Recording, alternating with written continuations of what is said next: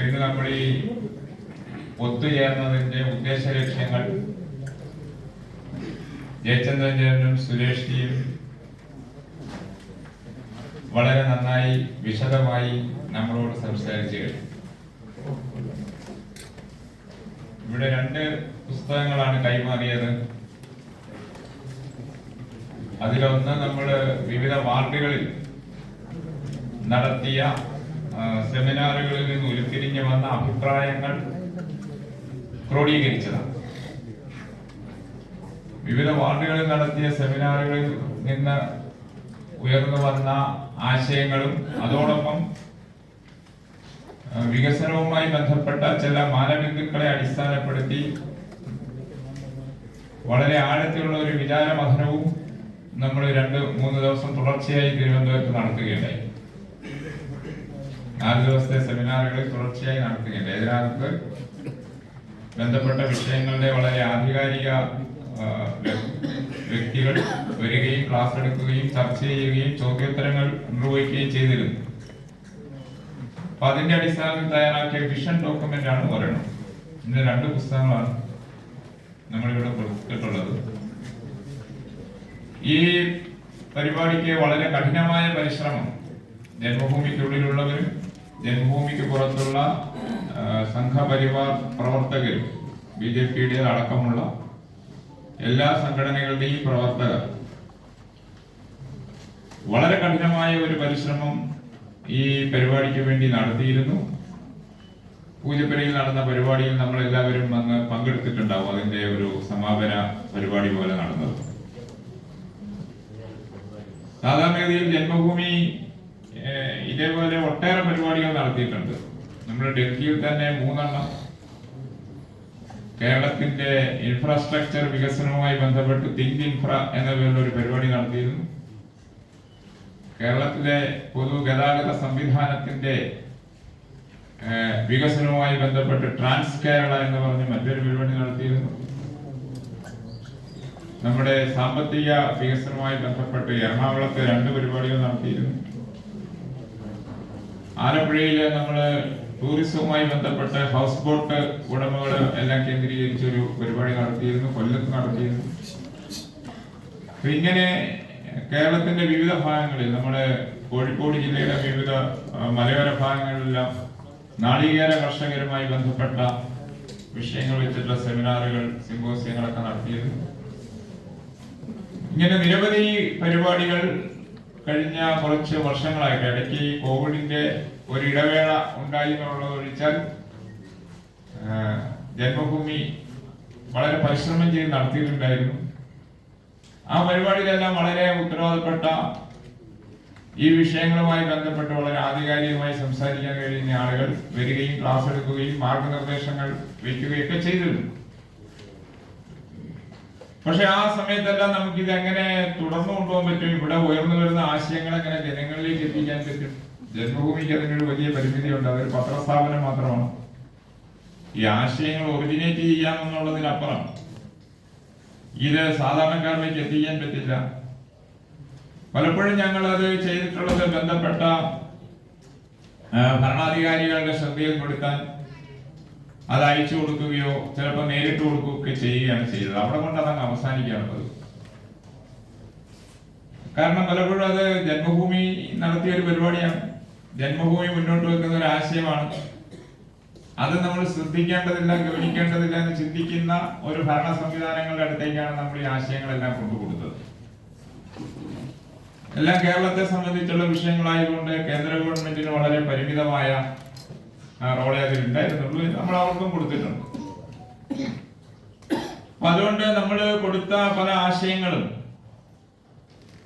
അത് വേണ്ടത്ര പരിഗണിക്കപ്പെട്ടിട്ടുണ്ട്. വളരെ പരിശ്രമിച്ച് നമ്മൾ നടത്തിയ സെമിനാറുകളുടെ ബന്ധുക്കൾ പോലും വേണ്ടത്ര ഗൗരവമായി പരിഗണിക്കപ്പെട്ടില്ല. ഇതിലെ മറ്റൊരു കാര്യം നടന്നിട്ടുണ്ട്. ചില ആശയങ്ങൾ നടപ്പാക്കിയെങ്കിലും അതിൽ നമ്മുടെ ഒരു പങ്കാളിത്തം, നമ്മൾ കണ്ടെത്തിയ ഒരു ആശയമാണ് എന്നത് ഹൈഡ് ചെയ്തിട്ട് അവരുടെ ആശയമായി ചിലതൊക്കെ നടപ്പാക്കപ്പെട്ടിട്ടുണ്ട്. ഈ ജന്മഭൂമി അല്ല, നമ്മള് കേരളത്തിൽ ഹിന്ദു ഐക്യവേദി ഒരു കാലത്ത് action council for social justice എന്ന പേരിൽ ഒരു സാമൂഹ്യ നീതി കർമ്മസമിതി കേരളത്തിലെ വിവിധ സമുദായ സംഘടനാ നേതാക്കന്മാരെ കൂട്ടി യോജിപ്പിച്ച് സംഘടിപ്പിക്കുകയുണ്ട്. അത് ഇപ്പോഴും നടക്കുന്നുണ്ട്. നിലവിലുള്ള ഒരു സംവിധാനമാണ്. 100-120 സമുദായ നേതാക്കന്മാർ പങ്കെടുക്കുന്ന ഒരു സംവിധാനമാണ്. 2010 ഈ സമ്മേളനത്തില് കൂടിയ ആളുകളെല്ലാം കൂടി ചർച്ച ചെയ്തിട്ട് കേരളത്തിലെ ഹിന്ദു സമൂഹം നേരിടുന്ന വിഷയങ്ങളെ പറ്റി വിശദമായ ഒരു പേപ്പർ തയ്യാറാക്കണം ചിന്തിക്കുകയും അത് വിവിധ ഗ്രൂപ്പുകളായി തിരിഞ്ഞു. പട്ടികജാതി സമുദായങ്ങൾ, പട്ടികവർഗ സമുദായങ്ങൾ, OBC സമുദായങ്ങൾ, മുന്നോക്ക സമുദായങ്ങൾ എന്നെല്ലാം പറഞ്ഞ് വിവിധ ഗ്രൂപ്പുകളായി തിരിഞ്ഞ് അതിൽ നിന്നെല്ലാം ഒരു 4-5 പേരെ ടീം തയ്യാറാക്കി അവരെ അതാത് മേഖലയിൽപ്പെട്ട സമൂഹം നേരിടുന്ന പ്രശ്നങ്ങളെ സംബന്ധിച്ച് പഠിച്ചു തയ്യാറാക്കി ഒരു പേപ്പർ അവതരിപ്പിക്കാൻ നിശ്ചയിച്ചു. അത് 2010 തീരുമാനിച്ചു. 2 വർഷം അതിനെപ്പറ്റിയുള്ള വിവിധ പഠനങ്ങൾ, വിവിധ മേഖലകൾ, വിവിധ ചർച്ചകൾ എല്ലാം നടന്നു. 2013 നമ്മൾ അതൊരു ഡോക്യുമെന്റ് ആക്കി. അത് ഹിന്ദു അവകാശ പത്രിക എന്ന പേരിൽ നമ്മളത് പ്രസിദ്ധീകരിച്ചു. ഈ ഹിന്ദു അവകാശ പത്രികയ്ക്ക് ഒരു ജനകീയ അംഗീകാരം ഉണ്ടാക്കാൻ വേണ്ടി ഹിന്ദു ഐക്യവേദി സ്വാഭാവികമായും ഒരു ജനകീയ സംഘടനയായതുകൊണ്ട് കേരളത്തിന്റെ തെക്കേയറ്റം മുതൽ വടക്കേയറ്റം വരെ വലിയൊരു യാത്ര ശശികല ടീച്ചറുടെ നേതൃത്വത്തിൽ വളരെ അത്ഭുതകരമായ ഒരു യാത്രയായിരുന്നു. ആ യാത്രയിൽ ഏതാണ്ട് എല്ലാ സമയവും ഒരു 40-45 സമുദായ നേതാക്കന്മാർ ടീച്ചറോടൊപ്പം ഉണ്ടായിരുന്നു. യാത്രയുടെ അവസാനം കേരള മുഖ്യമന്ത്രി ഉമ്മൻചാണ്ടിക്ക് ഞങ്ങളത് കൊടുക്കുകയുണ്ട്. ആ രേഖ കൊടുക്കണ്ടേ. ഈ രേഖ വായിച്ചപ്പോ അതിലെ ഓരോ ആവശ്യങ്ങൾക്കും ബന്ധപ്പെട്ട് വേറെ വേറെ കടലാസുകൾ ഞങ്ങൾ കൊടുത്തിരുന്നു. ഉമ്മൻചാണ്ടിക്ക് ഇതിന്റെ ഒരു ഹൈ പൊട്ടൻഷ്യൽ മനസ്സിലായി. ഉമ്മൻചാണ്ടി ഹിന്ദു ഐക്യവേദിയുടെ നേതാക്കന്മാരെ ഒരു ചർച്ചയ്ക്ക് വിളിച്ചു. ആ ചർച്ചയില് ഏതാണ്ട് 8 മന്ത്രിമാരും ഉമ്മൻചാണ്ടിയും ആ 8 ഡിപ്പാർട്ട്മെന്റിന്റെ ഹയർ ഒഫീഷ്യൽസ്, ഗവൺമെന്റ് സെക്രട്ടറിമാര്, ചീഫ് സെക്രട്ടറി അടക്കമുള്ള ഒരു ഓഡിയൻസ്, അവരായിരുന്നു ഹിന്ദു ഐക്യവേദിയുടെ നേതാക്കന്മാരുമായി ചർച്ച ചെയ്തത്. അപ്പൊ ഓരോ വിഷയത്തെ പറ്റിയും ചർച്ച ചെയ്ത് നടപ്പാക്കാൻ പറഞ്ഞ് ടിക്ക് ചെയ്തു. അതിനുശേഷം സംഭവിച്ചെന്താന്ന് വെച്ച് കഴിഞ്ഞാൽ, ഞാൻ പറയുന്നത് നമ്മുടെ ഒരു സംവിധാനത്തിൽ ഉണ്ടാവുന്ന ഒരു കാര്യത്തിലുള്ള റെസ്പോൺസാണ്.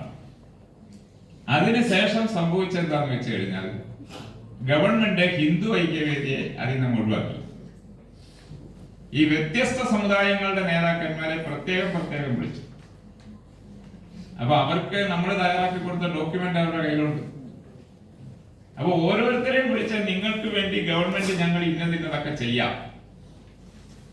എന്നാൽ ഹിന്ദു ഐക്യവേദിയായിട്ടുള്ള ബന്ധം അവര് ചിലപ്പോൾ വിടർത്തേണ്ടി വരും. അപ്പൊ വിവിധ സമുദായ സംഘടനകളുടെ നേതാക്കന്മാരുമായി ഗവൺമെന്റ്, അതിന്റെ ഇടയിൽ ഇന്റലിജൻസ് ഉദ്യോഗസ്ഥന്മാരെ, ഞങ്ങൾ ഹിന്ദു ഐക്യയുടെ നേതാക്കന്മാരെ എല്ലാം കണ്ട ഡോക്യുമെന്റ്സ്, മറ്റ് മെറ്റീരിയൽസ് ഒക്കെ കിട്ടണം എന്നൊക്കെ പറഞ്ഞു ഞങ്ങളെല്ലാം നിരന്തരം കാണുന്നുണ്ടായിരുന്നു. ഞങ്ങൾ എങ്ങനെ നടക്കട്ടെ. അപ്പൊ അത് ഹിന്ദു ഐക്യവേദി നടത്തിയതെന്ന് നമുക്ക് അതിന്റെ ഒരു ക്രെഡിറ്റിന്റെ ആവശ്യമില്ലല്ലോ. നമ്മളെ സംബന്ധിച്ചപ്പോ നമ്മുടെ ഒരു ഗവൺമെന്റ് അല്ലാത്തത് കൊണ്ട് നമുക്കത് പലതും ഏറ്റെടുത്ത് നടത്താൻ പറ്റില്ല.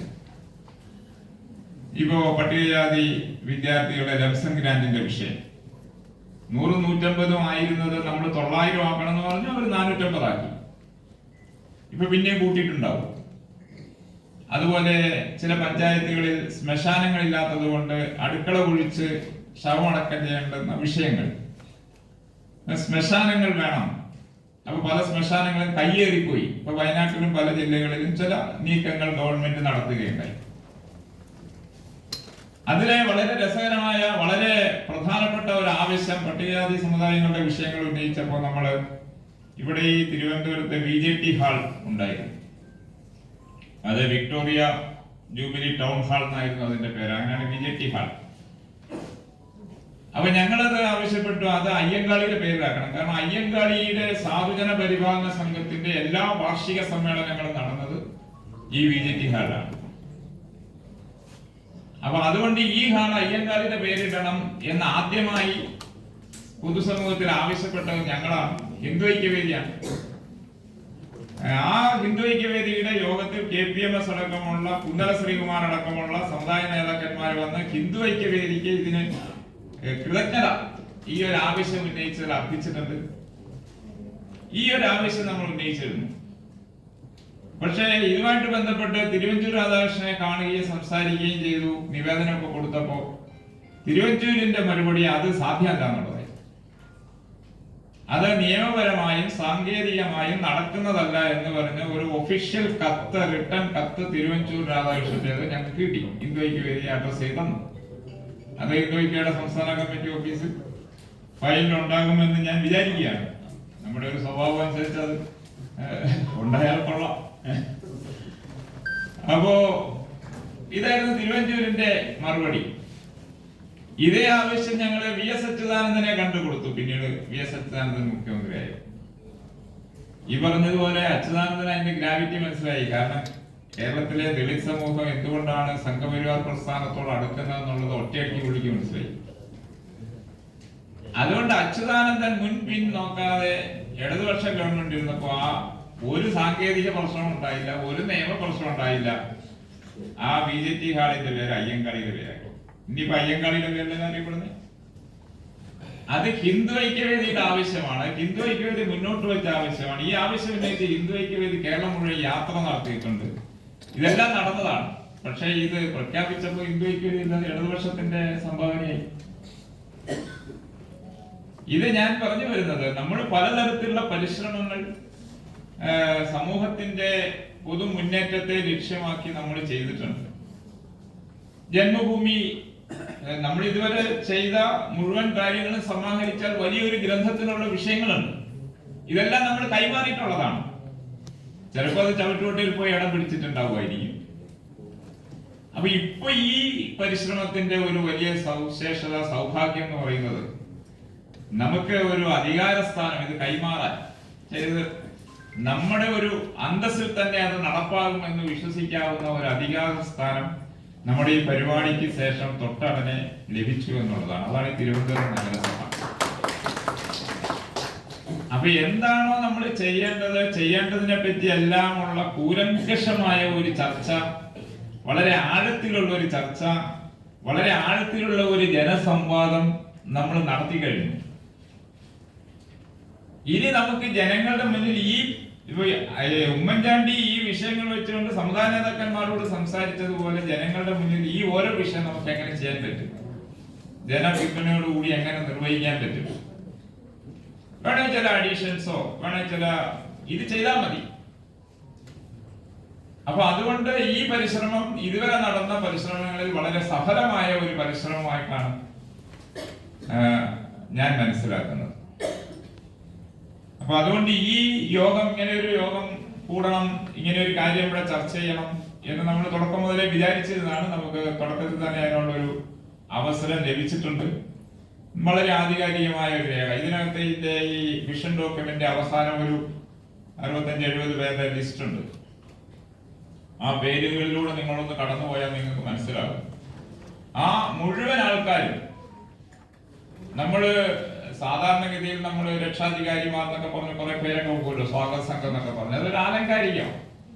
പക്ഷെ ഇതങ്ങനെ ആയിരുന്നില്ല. ഈ മുഴുവൻ ആളുകളും നമ്മുടെ ആ ഈവന്റിൽ വളരെ സജീവ പങ്കാളികളായിരുന്നു. ഈ മുഴുവൻ ആളുകളും ഈ പറഞ്ഞ ഓരോ വിഷയത്തിന്റെയും ഇന്ത്യയിൽ കിട്ടാവുന്ന ഏറ്റവും മെച്ചപ്പെട്ട റിസോഴ്സ് പേഴ്സൺസ് ആണ്.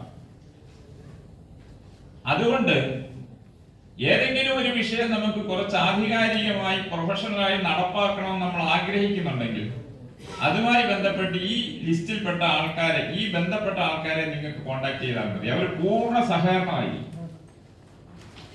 എല്ലാത്തിനും പുറമെ അനിൽജി നമ്മുടെ മുന്നിൽ ഇപ്പോൾ ഉണ്ട്. അദ്ദേഹമായിരുന്നു മൊത്തത്തിൽ ആസൂത്രണം ചെയ്ത ഒരു വ്യക്തി. അതുകൊണ്ട് ഏത് കൗൺസിലർക്കും അവരുടെ വാർഡിൽ ഇന്ന കാര്യം നടപ്പാക്കാൻ സാങ്കേതികമായി, അതിന്റെ ശാസ്ത്രീയമായി അതിന്റെ നോഹൗ വേണം. ഇതെങ്ങനെയാണ് അതിന്റെ ഒരു പ്ലാൻ? നിങ്ങൾക്ക് വേറെ എവിടെയും പോണ്ട, ഈ പേരുകളിലുള്ള ആൾക്കാരെ വീണ്ടും ബന്ധപ്പെട്ടാൽ മതി. കാരണം ഇവരെല്ലാം പരിശ്രമിച്ചിട്ടുണ്ട്. കേവലം അവര് ഒരു സെമിനാറിൽ പങ്കെടുക്കാൻ ഒരു പേപ്പർ തയ്യാറായി വരിക എന്നുള്ളത്, പിന്നീട് നമ്മളെ വിളിച്ച് അന്വേഷിക്കുകയും പ്രോത്സാഹിപ്പിക്കുകയൊക്കെ ചെയ്തവരാണ്. NCC അവരുടെ ആസ്ഥാനത്ത് നമ്മളെ ഔദ്യോഗികമായി ക്ഷണിച്ച് ജന്മഭൂമി ആദരിച്ച് ഈ ഒരു പരിപാടിയുടെ പേരിൽ നമ്മുടെ നമ്മുടെ കിള്ളിയാർ നമസ്തേ കിള്ളിയാർ പരിപാടിയിൽ ആവേശഭരിതരായിട്ട് NCC ജന്മഭൂമിയെ അവരുടെ ഒഫീഷ്യൽ പരിപാടിയിൽ വിളിച്ച് ആദരിച്ചു. ഞാൻ പറഞ്ഞു വരുന്നത്, ഈ പറയുന്ന ആൾക്കാർ നമ്മുടെ ഈ തുടർ പ്രവർത്തനങ്ങളിൽ എല്ലാ തരത്തിലുള്ള സഹായവും സഹകരണവും പൂർണ്ണ സമർപ്പിത മനോഭാവത്തോടുകൂടി ചെയ്യാൻ തയ്യാറാണ്. അങ്ങനെ ചെയ്ത് അവര് തയ്യാറാക്കിയ ഡോക്യുമെന്റ് ആണിത്. അതുകൊണ്ട് നമ്മൾ ഈ അവസരം പൂർണ്ണമായും പ്രയോജനപ്പെടുത്തണം. ഇത് പാഴാക്കി കളയരുത്. ഇത് നടപ്പാക്കുന്ന കാര്യം ശ്രദ്ധിക്കുമ്പോൾ നമ്മൾ മറ്റൊന്നും ചിന്തിക്കേണ്ട ആവശ്യമില്ല. നാടിന്റെ നന്മ, വികസനം, ജനങ്ങളുടെ ഭദ്രത, ഇത്തരം കാര്യങ്ങൾ മാത്രം നോക്കിയാൽ മതി. അതിനകത്ത് പിന്നെ വേറെ രാഷ്ട്രീയം, ജാതി, മതം ഇതൊന്നും നോക്കേണ്ട ആവശ്യമൊന്നുമില്ല. ഇതുകൊണ്ടുള്ള പ്രയോജനം എന്താണ് എന്നുള്ളത് നമുക്ക് നാട്ടുകാരെ കാണിക്കാൻ സാധിക്കും. അപ്പൊ അതുകൊണ്ട് ഇതൊരു നമ്മുടെ ഒരു വലിയ പരിശ്രമത്തിന് ശേഷം ഈ നഗരസഭ നമുക്ക് തന്നത്, ഒരുപക്ഷെ ആ പരിശ്രമങ്ങൾ കണ്ട തിരുവനന്തപുരത്തെ ജനങ്ങൾ അതിൽ വളരെ വലുതായി ആകൃഷ്ടരായി ഇത് നടക്കേണ്ടതാണ് എന്ന് ചിന്തിച്ചതിന്റെ അടിസ്ഥാനത്തിൽ കൂടിയാവും. അതുകൊണ്ട് നമുക്കൊരു ഉത്തരവാദിത്വമുണ്ട്. അത് നമുക്കൊരു അവസരമാണ്. ഇനി ഒരു കാലത്തും ഈ തിരുവനന്തപുരം നമ്മുടേതല്ലാതാവാൻ പോകുന്നില്ല, നമ്മുടേതായി തന്നെ നിൽക്കും എന്ന് നമുക്ക് ഈ പരിശ്രമത്തിലൂടെ ഉറപ്പുവരുത്താൻ സാധിക്കും. പിന്നെ ഇവിടെ ഒരു പ്രധാനപ്പെട്ട കാര്യം, നമ്മൾ ഒരു ചുമതലയിൽ വരുന്നു, ഒരു അധികാര സ്ഥാനങ്ങളിൽ നമ്മൾ എത്തുന്നു. നമ്മുടെ ചിന്തകളും നമ്മുടെ വാക്കുകളും നമ്മുടെ പ്രവൃത്തികളും, ഇതിൽ ഏറ്റവും പ്രധാനമായും ആരൊക്കെയാണ് നമ്മുടെ ഇത്തരം മുന്നേറ്റത്തിനും വിജയത്തിനും സഹായകരമായി നമ്മളോടൊപ്പം നിന്നത്, കഠിനാധ്വാനം ചെയ്തത്, അവരെ സംബന്ധിച്ച് നമ്മൾ ചിന്തിക്കേണ്ട ഒരു വിഷയം എന്ന് പറഞ്ഞു കഴിഞ്ഞാൽ, അതിലൊരു വലിയൊരു വിഭാഗം ആൾക്കാർ അങ്ങനെ ചെയ്യുന്നത് ഏതെങ്കിലും തരത്തിലുള്ള ഒരു പ്രയോജനം ലക്ഷ്യമാക്കിയിട്ടല്ല. അവർ വിശ്വസിച്ച ആശയത്തിന്റെ, അവർ പ്രവർത്തിച്ച പ്രസ്ഥാനത്തിന്റെ, അതിനോടുള്ള ഒരു സമർപ്പണത്തിന്റെ അടിസ്ഥാനത്തിൽ മാത്രം ചെയ്തവരാണ് വലിയ വിഭാഗം ആൾക്കാർ. കുറച്ചുപേര് സ്വാഭാവികമായും എന്തെങ്കിലും കാര്യങ്ങളൊക്കെ വേണം, വേണ്ടതാണ്, അതിന് സ്ഥാനമാനങ്ങൾ വേണ്ടതാണ്, നമുക്ക് വേണം, എന്നാലേ നമുക്ക് അത് ചെയ്യാൻ പറ്റും. ഇങ്ങനെയുള്ള ചില അടിസ്ഥാനപരമായ കാര്യങ്ങളുണ്ട്, അതിനുവേണ്ടി പരിശ്രമിക്കേണ്ടതുമാണ്. പക്ഷെ നമ്മൾ ചിന്തിക്കേണ്ടത് വലിയൊരു വിഭാഗം ആൾക്കാർ ഇങ്ങനെയുള്ള ആൾക്കാരാണ്. അവരെ വേറെ ഒന്നും ആഗ്രഹിക്കുന്നുണ്ടാവില്ല, അവര് നിങ്ങളോട് എന്തെങ്കിലും ചോദിച്ചൊന്നും വരില്ല. പക്ഷെ നമ്മുടെ ചിന്തയും പ്രവൃത്തിയും അവരെ വേദനിപ്പിക്കാതിരിക്കാൻ ശ്രദ്ധിക്കണം. കാരണം അവരാണ് നമ്മുടെ ശക്തി. അവരെ നമ്മുടെ ശക്തിയെ നമ്മൾ തന്നെ ദുർബലപ്പെടുത്തരുത് നമ്മുടെ പ്രവർത്തനം കൊണ്ട്. ഇപ്പൊ നമ്മൾ ജനകീയനായി നമുക്ക് എല്ലാവരെയും ഒരുപോലെ കാണാം, ശരിയാണ്, എല്ലാവരും ഒരുപോലെ കാണണം. എല്ലാവരെയും ഒരുപോലെ കാണണം എന്ന് പറയുമ്പോഴും ആരാണോ ഈ പറഞ്ഞ രീതിയിൽ യാതൊരു സ്ഥാനമാനങ്ങളും ആഗ്രഹിക്കാതെ സമ്പൂർണമായി സമർപ്പിച്ച് നമുക്ക് വേണ്ടി അധ്വാനിച്ച ആളുകൾ, അവര് കുറച്ച് സ്പെഷ്യൽ തന്നെയാണ്. അവർക്ക് വേണ്ടി അധികവും നിങ്ങളോട് ഒരു പരിഗണന, ഒരു ശ്രദ്ധ അവരോട് ഉണ്ടാവണം എന്നത് ഞാൻ ഈ സമയത്ത് ഓർമ്മിപ്പിക്കാൻ ആഗ്രഹിക്കാം. അതേപോലെ പൊതുരംഗത്ത് നമ്മുടെ സ്ഥാനം, നമ്മുടെ പദവി, ഇതൊക്കെ ഉപയോഗിച്ച് ചിന്തിക്കുമ്പോൾ ഏതെങ്കിലും തരത്തിലുള്ള വേർതിരിവില്ലാതെ സമൂഹത്തെ ഒന്നിച്ച് കാണാനും നമുക്ക് കഴിയണം. അങ്ങനെ ഒന്നിച്ച് കണ്ടുകൊണ്ട് സമൂഹത്തിന്റെ നന്മയ്ക്ക് വേണ്ടി നമുക്ക് കിട്ടിയ ഈ അവസരം ഉപയോഗപ്പെടുത്താൻ അതിനെല്ലാവരും പരിശ്രമിക്കുമെന്ന് എനിക്ക് ഉറപ്പുണ്ട്. അതിന് നിങ്ങളെ ഈശ്വരൻ അനുഗ്രഹിക്കട്ടെ എന്ന് മാത്രം പ്രാർത്ഥിച്ചുകൊണ്ട് നിർത്തുന്നു. നമസ്കാരം.